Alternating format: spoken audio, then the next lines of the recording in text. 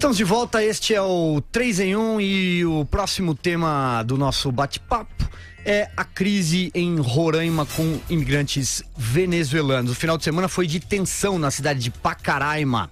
Acusados de crimes, inclusive de espancamentos, assaltos, venezuelanos foram agredidos e tiveram seus acampamentos destruídos pela população. Alguns deles reagiram e partiram para o confronto. A briga generalizada foi contida pela polícia. O presidente Michel Temer se reuniu agora à tarde com um grupo de ministros para debater o caso. O Palácio do Planalto acredita que o agravamento da situação em Roraima tenha um pano de fundo político, e é sobre isso também que nós vamos falar aqui. Para o governo Temer, a governadora Sueli Campos, candidata à reeleição, estaria incitando a população a hostilizar os venezuelanos. O secretário de Relações Institucionais do Estado, Marcelo Lopes, reagiu e classificou a leitura como, abre aspas, mais uma desculpa do governo federal. E essa briga não é de hoje, hein? Enquanto isso, a administração Sueli Campos voltou a pedir ao Supremo Tribunal Federal que suspenda a imigração na fronteira e que os imigrantes sejam enviados a outros estados. É uma grande confusão e não é de hoje, né, Vera?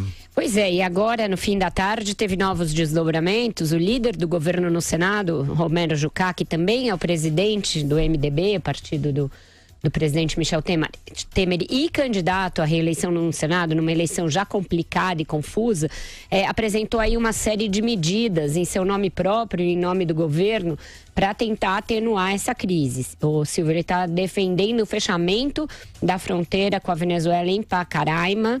Falei certo agora? De manhã eu sempre troco Pacaraima para certinho. Pacaraima, tá dizendo que eles poderiam continuar a entrar por outras cidades ali do estado, mas não por esta, que está vivendo um conflito ali entre brasileiros e venezuelanos. Está propondo que se estabeleça uma cota para a entrada de imigrantes, o que é bastante controverso, e para isso ele apresentou já conjuntamente o projeto de lei do Senado, alterando o Estatuto dos Refugiados e a lei de imigração, e está também propondo uma obra, né? Que aí você faz uma obra e você fica bem com o eleitorado, que é o chamado linhão ali, para a região. E, também ficou decidida a construção do linhão de Roraima. A obra começará por Boa Vista e a licença ambiental sairá nos próximos dias. Então ele está usando a sua influência sobre o governo para garantir um licenciamento ambiental em tempo recorde, fechar a fronteira, estabelecer uma cota de imigração e está dizendo assim, olha, eu sei que o governo vai decidir ao seu tempo, mas temos pressa. Então já põe uma espada ali no pescoço do governo. É coisa de governo fraco, coisa de governo, enfim, de feira, em que os aliados usam da sua influência para arrancar um pouco ali de prestígio e um pouco de condições para a sua própria disputa. Acho que isso não resolve a crise, vai continuar havendo uma tensão social, política e de violência muito grande ali, mas é ele tentando se contrapor a essa disputa com a governadora, que é sua adversária política. Passo a bola para você, André Azar. Não tinha como dar certo, Silvio. O governo federal, historicamente, nós temos visto, inclusive no caso recente dos caminhoneiros, reage muito mal e tardiamente. Não foi diferente nesse caso. Não tinha como dar certo também, considerando o estado de Roraima. É um dos mais pobres da federação, recebendo paupérrimos da Venezuela. É um estado que, portanto, não tem condições de dar qualidade de vida para os seus. Teria como receber os estrangeiros. É evidente que, diante da noção deprimente de partilha do pouco que há, a população local reagiria.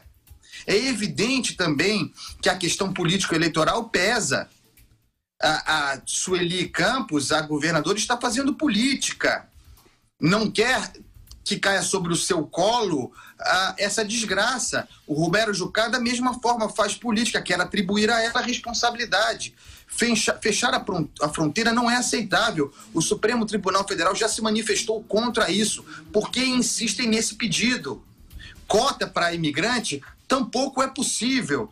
Então, a questão é, os venezuelanos continuarão chegando a Roraima, o Estado não tem condições de recebê-los, o governo federal não presta assistência devida, trata essa matéria como se fosse uma questão de segurança pública, e é apenas em parte, e os ministérios da saúde, da assistência social, sei lá, esse bando de ministério que tem aí, não são devidamente acionados para compor o problema, minimizar o problema, que eu vou insistir aqui, está apenas começando.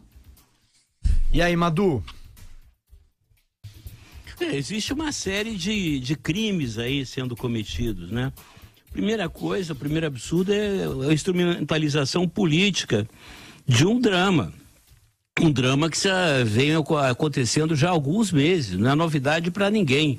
Talvez seja para o governo federal, né? Que, evidentemente, eu acho que, em se tratando um caso dessa natureza, é um caso de responsabilidade estrita do governo federal. Né, de fazer todas as ações necessárias, desde do Itamaraty, no Ministério das Relações Exteriores, passando pela Polícia Federal, pelo Ministério da Saúde, enfim.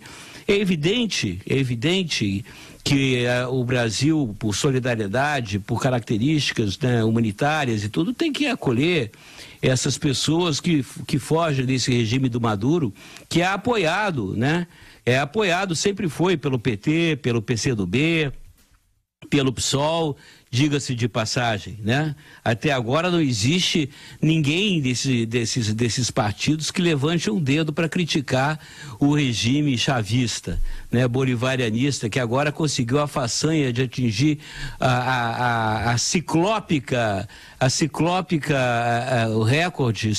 recorde de 1.000.000% de inflação anualizada. Isso é inacreditável, realmente era por onde o Brasil estava caminhando e corre o risco de caminhar.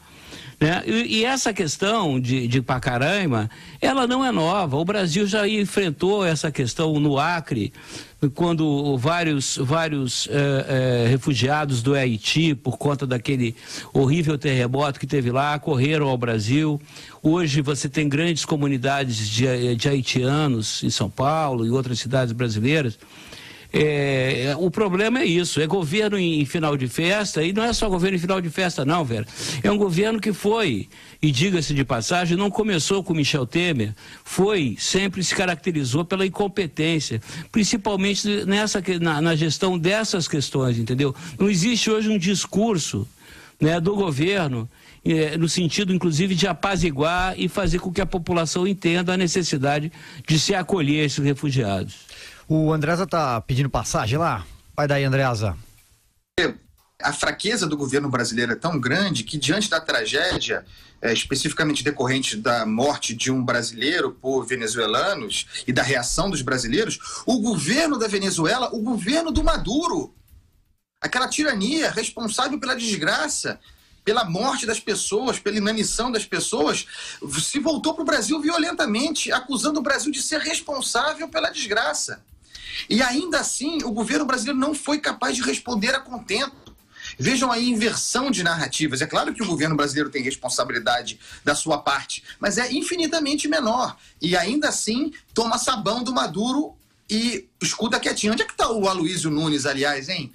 Desistiu de disputar o Senado para se manter nessa posição de chanceler, não se ouve falar, não aparece, não está em Roraima. Por que ele ficou no governo? É legal? Está curtindo ser ministro?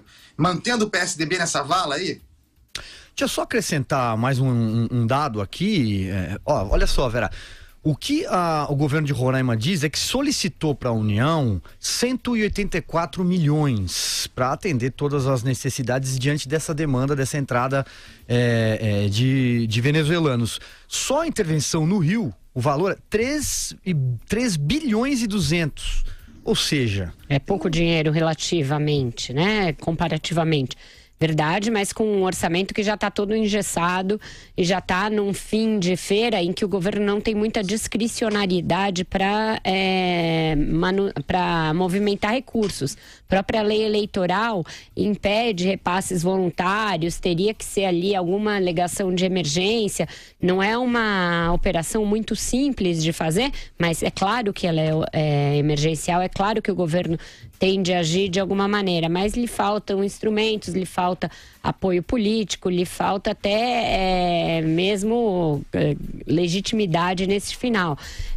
Quanto ao Aloysio, que o Andreasa perguntou, ele na semana passada se manifestou sobre aquela nota da ONU, dizendo ali, condenando a exclusão do Lula da eleição, mas foi a última vez que eu ouvi falar dele, Andreasa, e a primeira em muito tempo também.